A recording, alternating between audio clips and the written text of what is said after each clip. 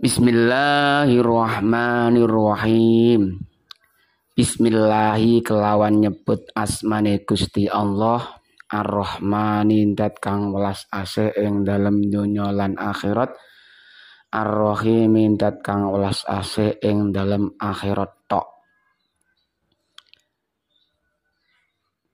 Kita menawi kepingin tambah berkah dengan kegiatan apa saja yang kita jalani, monggo kita milai kanthi Bismillahirrahmanirrahim. Napa mawon? Lah, kaitane kalih sifat Allah Ar-Rahman, Maha welas asih ing dalem donya lan akhirat. Nggih, di antara keteranganipun inggih punika Gusti Allah mboten bakal bedakake ketika ning donya iki wong sing Islam, ora Islam, wong Islam sing Islam tenanan, ora Islam mung KTP. Niku kabeh diwelasi Gusti Allah. Jadi awak kita mboten usah nyalahke pangeran. Gene nu wong kuwi salate arang-arang, nek payah poso ya kadang ora poso, kok mbok gaene lancar, duwite lancar, rezekine lancar. Aku ya sing salat tertib, Mas ya wajib tok, poso ya wajib tok, ya tak lakoni tek usahaku seret. Nah niku ampun maidu Gusti Allah. Karena Gusti Allah niku Maha Rahman. Dadose ya sakpurunipun Gusti Allah anggenipun damel keputusan.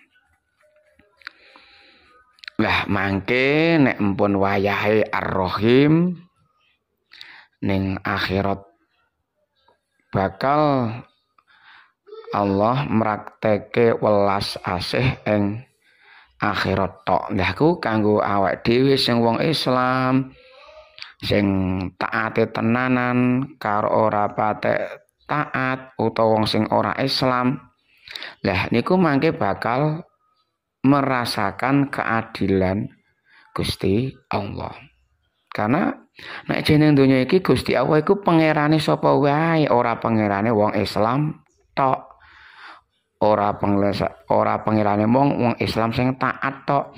Wong Islam KTP ya pangerane ya panggah Gusti Allah. Wong sing ora Islam pangerane ya Gusti Allah. Dadi mboten usah maidu kalih Gusti Allah.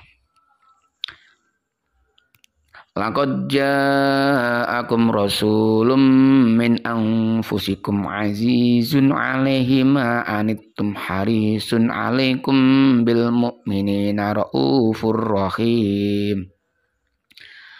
Laqad ja'akum yakti teman-teman teko kum ing sira kabeh sapa rasulun utusan min anfusikum sangka pira-pira awak sira kabeh sangka golonganmu, azizun kang mulya alaihi iku tetep ing ngatasé rasul ma utawi nanggung barang, nanggung apa wae anitum kang kangelan sapa sira, harisun tur kang lobo alaikum ing ngatasé sira bil mukminina kelawan wong-wong mukmin, raufun tur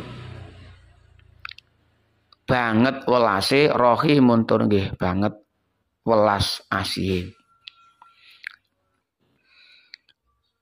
Innallaha wa malaikatahu yusholluna 'alan nabi ya ayyuhalladzina amanu shollu 'alaihi wa sallimu taslima.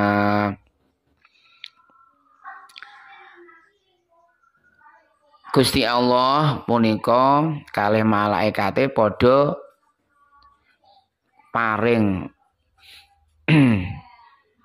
ndongaake maring Kanjeng Nabi nggih yusalluna niku ndongaake paring rahmat takdim maring Kanjeng Nabi. Lah awak dhewe sebagai wong-wong iman sesuai seruan Allah Subhanahu wa taala ya ayyuhalladzina amanu nek awak dhewe rumangsa wong iman ya melu ketimbalan dawuh iki sallu alaihi wasallimu taslima awak dhewe kon Gusti Allah awak dhewe duwe tugas iku kon melu ndongaake Kanjeng Nabi yaiku kirim sholawat dan kirim salam. Lah, Kanjeng Nabi punika lahir tanggal Kanjeng Nabi lahir punika tanggal dina Senin 12 Maulud tahun Gajah. Lagi ini kok diarani tahun Gajah karena Raja Abruhah dari Yaman iku akan menghancurkan Ka'bah karena dianggap menyaingi berhala-berhala yang dibuat oleh Raja Abruhah, sehingga karena di Ka'bah itu banyak dihadiri oleh orang banyak, sedangkan tempat yang dibuat oleh Raja Abruhah itu tidak banyak pengunjung. Akhirnya supaya tidak banyak yang ke Ka'bah, akhirnya kepingin Ka'bah itu dihancurkan. Tetapi Allah Subhanahu wa taala mengirimkan burung ababil yang membawa kerikil-kerikil dari neraka. Kemudian yang bisa menghancurkan Raja Abruhah dan bala tentaranya serta gajah-gajahnya. Nabi Muhammad wafat pada hari Senin tanggal 12 Rabiul Awal 12 Maulud tahun 10 Hijriah atau bertepatan dengan 8 Juni 632 Masehi. Nah, Kanjeng Nabi punya istri yang pertama adalah Siti Khadijah. Yaitu ketika Nabi Muhammad berusia 25 tahun. Ya, ketika Nabi Muhammad itu berumur 40 tahun bertepatan dengan 6 Agustus tahun 611 Masehi, Nabi Muhammad mendapatkan wahyu yang pertama yaitu surat Al-Alaq. Iqra bismi rabbikal ladzi khalaq di Gua Hira. Lah, setelah Nabi mendapatkan gelar menjadi rasul, dan dia harus menyampaikan itu pada umat. Inilah mulai terjadi gesekan-gesekan, ada yang percaya dan ada yang tidak percaya. Terutama dari keluarga Nabi sendiri, yaitu Abu Lahab dan istrinya. Ada juga Abu Jahal.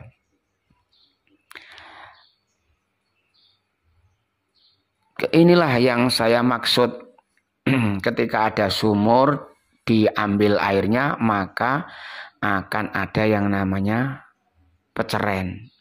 Jadi ono sumur sing ditimbuk ono peceren. Lah peceren niku mboten tebih saking sumur. Maksudnya pripun?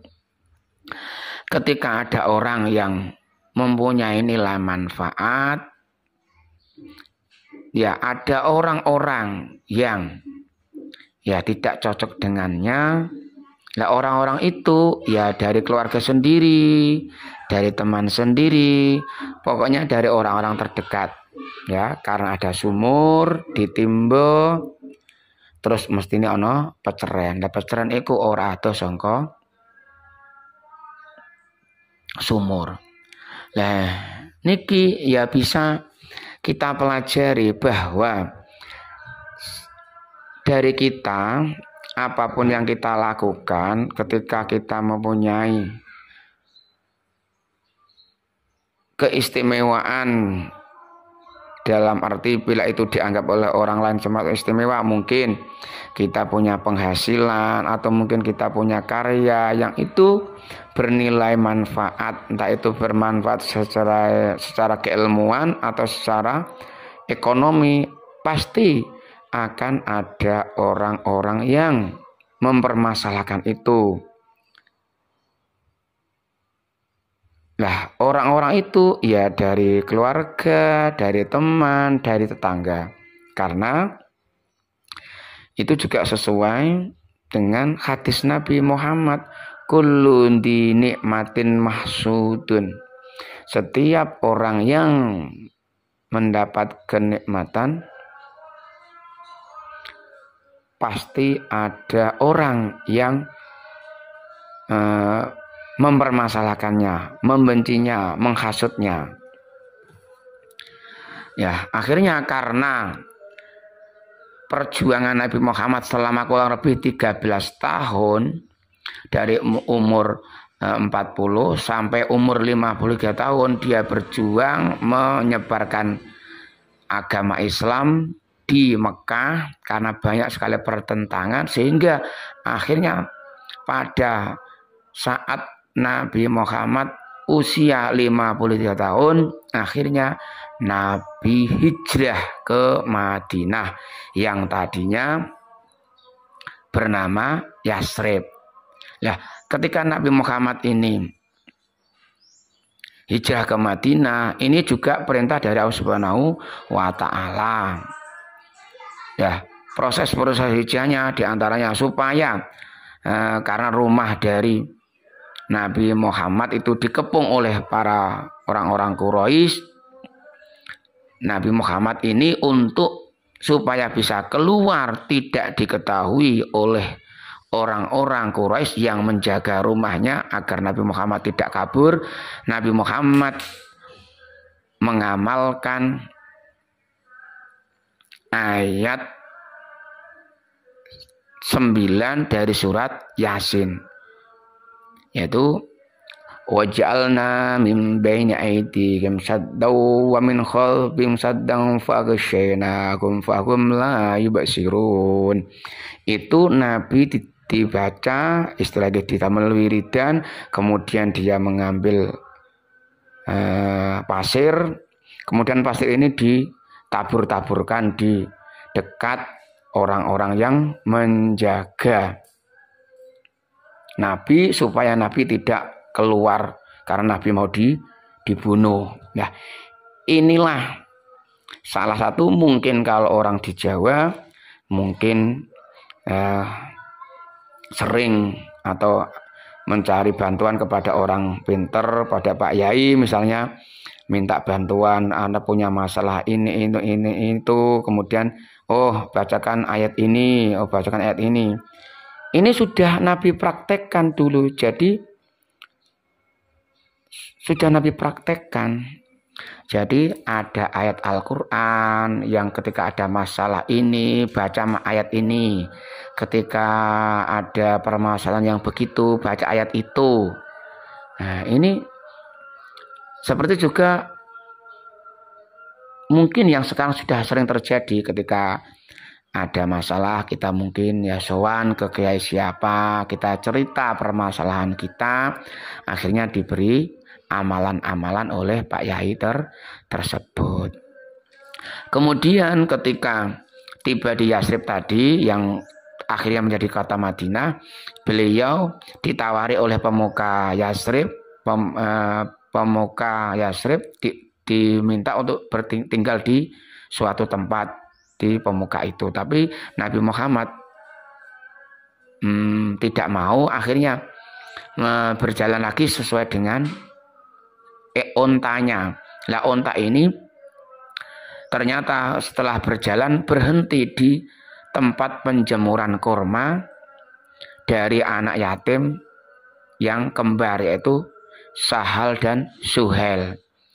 Dan wali dari Sahal dan Suhel ini meminta Nabi untuk tempat untuk menjemur kurma ini untuk minta dijadikan masjid. Lah, akhirnya Nabi setuju dan di situ dibangunlah sebuah masjid dan masjid itu diberi nama Masjid Nabawi. Jadi ceritanya begitu. Lah ini hanya cerita singkat, masih banyak cerita-cerita yang banyak sekali. Mungkin kalau di madrasah diniyah ada pelajaran namanya Khulasatu Nurul Yakin. Ada Al-Barzanji, di situ juga ada cerita-cerita tentang proses dari kronologi mulai dari Nabi sebelum lahir sampai Nabi meninggal, juga diceritakan di Maulid Al-Barzanji secara nasar. Begitu. Ya, kita berjumpa lagi di lain kesempatan. Terima kasih.